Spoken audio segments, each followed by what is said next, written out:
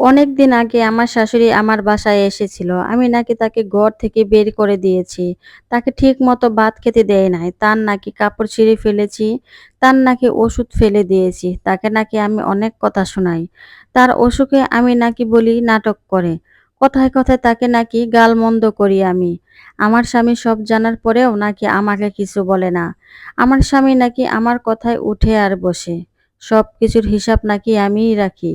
আমার বাপের বাড়ি নাকি আমি অনেক কিছু চুরি করে দিয়ে থাকি। আমার বাবা-মা নাকি তার ছেলে টাকায় চলে। আমার বাবার নাকি কিছুই নেই। আমার বোনদের বিয়ে সব গয়না আর টাকা নাকি তার ছেলে দিয়েছে।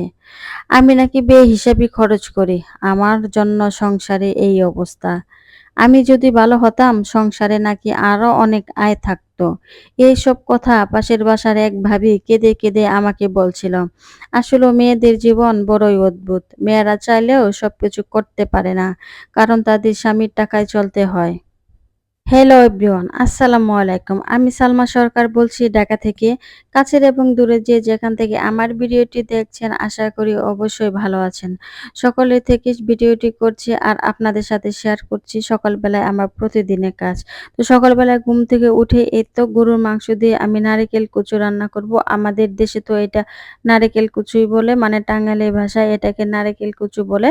কে কি নামে বলে আসলে আমি জানি না।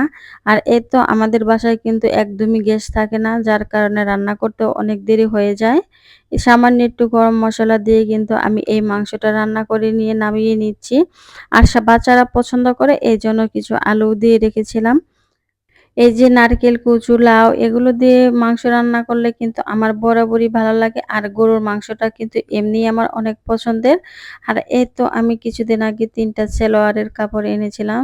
আর এইগুলো কিন্তু আমি নিজের হাতেই এই তো বানিয়ে নিয়েছি। আর গরমের মধ্যে পরার জন্য কিন্তু অনেক কাপড়-চোপড়ই নষ্ট হয়ে যায় দেখা যায় যে, আর অনেক কাপড়-চোপড়ই কিন্তু লাগে। সেজন্য আমি ৩ টা সেলোয়ার এখানে নিজের হাতেই বানিয়ে নিলাম।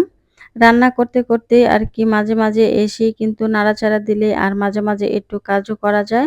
যার কারণে আমি সেলাই আর রান্না দুটোই কিন্তু একসাথেই করছি আর মাঝে, মাঝে ভিডিও করছি। আর গরুর মাংসের সাথে আজকে দুপুরে থাকছে বেগুন ভাজি। আর বেগুন ভাজিটা কিন্তু আমার মেয়ে ভীষণ পছন্দ করে।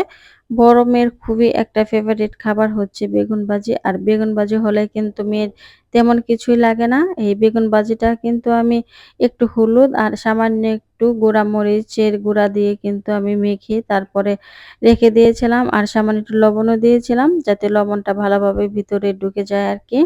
আর যেহেতু বাসায় গ্যাস থাকে না, এই তো দেখতেই পাচ্ছেন যে একদমই গ্যাসের সমস্যা। আর ইলেকট্রিক চুলায় রান্না করতে হয়। দেখা যাচ্ছে যে অনেক সময় অনেক লেট হয়ে যায় রান্না করতে।